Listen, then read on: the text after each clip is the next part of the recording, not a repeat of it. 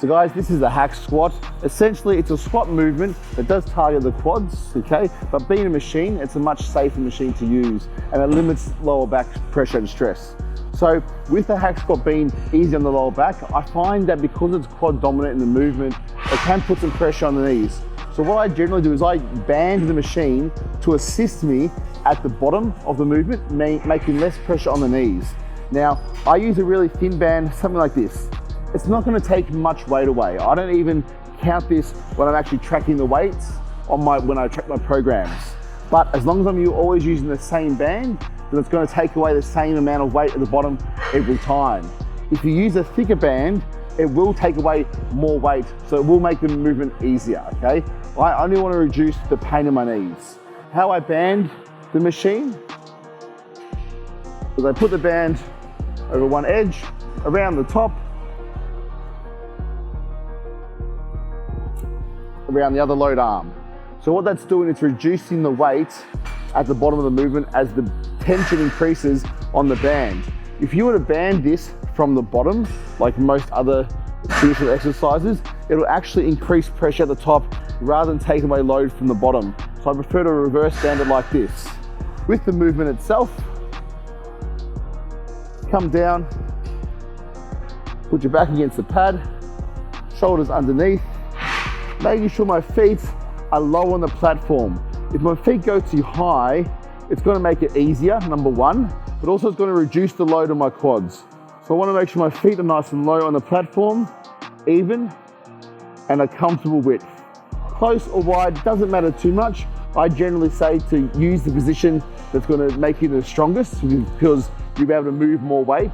However, there is theories that say closer together, again, will target the outside of the quads, or further out, will target more of the adductor or inner quads. So I like to go in the middle, toes are pointing slightly out, and my knees are tracking over my toes at all times. Push up, remove the safeties. From here, I want to come all the way down into a deep squat position. At the bottom, the pressure is all on the ball of my feet, and my heels are almost lifted. That's okay. Don't try and lift your heels up, but if they come off the pad a little bit at the very bottom, that's okay. As you push back up, push through your heels onto the platform and squeeze the quads. So come down, pressure on the outside of my feet, drive. Pressure on the outside, drive. So this is not a rep. This is a rep. From this position here, you can also control tempo a lot easier as well. So if you want to do any tempo work, I generally suggest to always move slow down and then powerful up or in the concentric.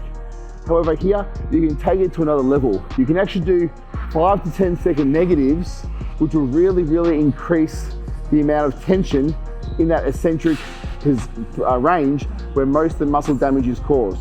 So coming down, 2, 3, 4, 5, power up. Now, I also don't like to rest to the top. So as I'm coming down, I don't want to reset every single rep. I want to come down, controlled, power, straight back down.